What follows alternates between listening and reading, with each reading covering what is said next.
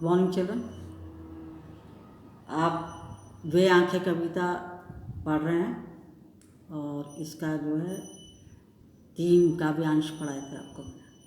अब देखिए आप चौथा काव्यांश। बिना दवा दर्पण के घरनी, स्वर्ग चली आंखें आती भर, देख रेख के बिना दूध मुही, बिटिया 2 दिन बाद गई मर। घर में विधवा रही पतोहू, लक्ष्मी थी यद्यपि पति घातिन, पकड़ मंगाया कोतवाल ने, डूब कुएं में मरी एक दिन। इस काव्यांश में कवि ने किसान के पारिवारिक दुख का अत्यंत मार्मिक चित्रण किया है, उसके पारिवारिक दुख का चित्रण किया है।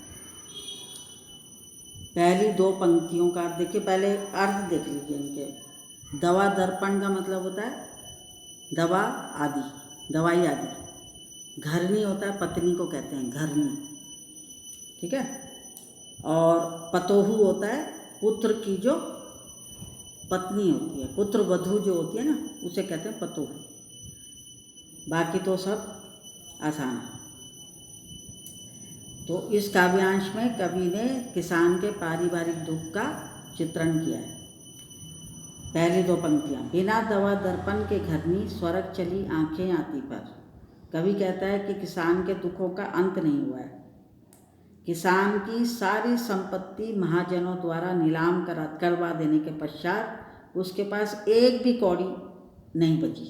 इतनी पंक्तियाँ अपनी तरफ से अगर जोड़ देंगे तो एक भूमिका सी बन जाएगी। जैसे निबंध लिखते हैं ना, तो उसके लिए प्रस्तावना देते हैं, इंट्रोडक्शन देते हैं, तो ऐसे ही इसमें थोड़ा सा ऐड भी कर सकते हैं। तो कवि कहता है कि किसान के दुखों का अंत अभी नहीं हुआ है। किसान की सारी संपत्ति महाजनों द्वारा नीलाम करवा देने के पश्चात उसके पास एक फूटी कौड़ी भी नहीं बची।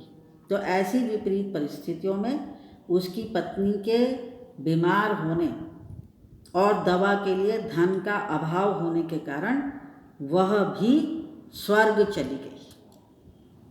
इस पंक्ति को ध्यान से देखिए। ऐसी विपरीत परिस्थितियों में, जो उसके साथ परिस्थितियां घटी थी, ऐसी विपरीत परिस्थितियों में उसकी पत्नी के बीमार होने और दवा आदि के लिए धन का अभाव होने के कारण वह भी स्वर्ग चली गई। अब अगली 2 पंक्तियाँ। देख रेख के बिना दूध मुही, बिटिया 2 दिन बाद गई मर। तो पत्नी की मृत्यु के पश्चात उसकी दूध पीने वाली छोटी बेटी भी उचित पालन पोषण के अभाव में चल बसी, अर्थात उसकी भी मृत्यु हो गई। दूध मुही कहते हैं जो छोटा बच्चा होता है दूध पीने वाला, जो दूध पे ही सहारे जीवित रहता है, तो दूध मुही उसको कहते हैं। तो पत्नी की मृत्यु के पश्चात या उसके उपरांत उसकी दूध पीने वाली छोटी बेटी भी उचित पालन पोषण न मिलने के कारण चल बसी। अब अगली 2 पंक्तियाँ देखिए। घर में विधवा रही पतोहू, लक्ष्मी थी यद्यपि पति घातिन। ये जो घातिन है ना, घातिन, पति घातिन माने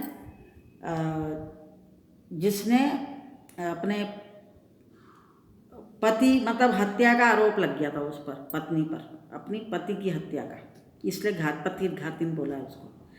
तो किसान का बेटा, पत्नी और बेटी तो काल के ग्रास बन ही चुके थे, मतलब मृत्यु को प्राप्त कर ही चुके थे। किसान का बेटा, उसकी पत्नी, उसकी बेटी सब मृत्यु को प्राप्त हो चुके थे। अब केवल घर में पुत्र वधू थी और उस पर भी पति की हत्या का आरोप लगाया जा रहा था कि उसने अपने पति की हत्या कर दी, जिसे पहले घर की लक्ष्मी कहा जाता था। कहाँ उसे घर की लक्ष्मी कहा जाता था, लेकिन बाद में क्या हुआ कि किसान का बेटा, किसान की पत्नी, उसकी बेटी, इन सब की मृत्यु होने पर घर में केवल पुत्र वधू बची थी और उस पर भी पति की हत्या का आरोप लग गया। अब आखिरी 2 पंक्तियाँ। पकड़ मंगाया कोतवाल ने, डूब कुएं में मरी एक दिन। उस पुत्र वधू को भी एक दिन कोतवाल ने बुलाकर अपनी वासना का शिकार बना दिया। कोतवाल ने उसे अपने पास बुलाया और उसके साथ दुष्कर्म किया, उसे भी अपनी वासना का शिकार बना दिया। वह इस अपमान को सहन नहीं कर पाई और कुएं में डूबकर उसने अपने प्राण दे दिए, मतलब वो भी कुएं में डूबकर मर गई। तो किसान अपना सर्वस्व लुटाकर, अपना सब कुछ लुटाकर नितांत अकेला रह गया है और उसके दुखों का कोई भी अंत नहीं है। थोड़ा सा एक बार और देख लीजिए। कवि कहता है कि किसान के दुखों का अंत नहीं हुआ है। किसान की सारी संपत्ति महाजनों द्वारा नीलाम करवा दी गई के पश्चात उसके पास फूटी कौड़ी भी नहीं बची। तो ऐसी विपरीत परिस्थितियों में उसकी पत्नी के बीमार होने और दवा आदि के लिए धन का अभाव होने के कारण उसकी पत्नी भी स्वर्ग सिधार गई। ठीक है, फिर अगली दो पंक्तियां जो हैं वो देखिए। पत्नी की मृत्यु के पश्चात उसकी दूध पीने वाली छोटी बेटी भी उचित पालन पोषण की कमी के कारण चल बसी, मतलब उसकी भी मृत्यु हो गई। इस प्रकार विपत्तियों ने किसान को घेर लिया। तो किसान का बेटा, अगली पंक्तियां, किसान का बेटा, उसकी पत्नी, उसकी बेटी तो काल के ग्रास पहले ही बन चुके थे। अब घर में केवल बची थी पुत्रवधू और उस पर भी पति की हत्या का आरोप लगाया गया, जिसे पहले घर की लक्ष्मी कहा जाता था। उस पुत्रवधू को एक दिन कोतवाल ने बुलाकर अपनी वासना का शिकार बना दिया। इस अपमान को वह सहन नहीं कर पाई और कुएं में डूबकर उसने अपने प्राण दे दिए। तो किसान अपना सब कुछ लुटाकर अब नितांत अकेला रह गया है और उसके दुखों का कोई भी अंत नहीं है। ठीक, तो किसान की पत्नी बीमार थी और किसान के पास उसके इलाज के लिए पैसे नहीं थे। तो उचित देख रेख और सही इलाज के अभाव में किसान की पत्नी मृत्यु को प्राप्त हो गई। अब किसान की जो छोटी बेटी थी, छोटी बच्ची थी, जो पूरी तरह से अपने माँ के दूध पर निर्भर रहती थी, किसान की पत्नी के बीमार होने और उसका इलाज के अभाव में उसकी मृत्यु होने के कारण किसान की छोटी दूध मुई बच्ची भी मर गई। अब किसान का बेटा जो था वो जमींदार के कारिंदों के द्वारा, कारिंदों माने लठैतों या उनके कारीगरों के द्वारा मारा गया, परंतु समाज द्वारा नारी के प्रति बहुत संकुचित दृष्टिकोण होने के कारण उसकी पुत्र वधू को भी पति घातिन अर्थात पति की हत्या करने वाली कहा जा रहा था।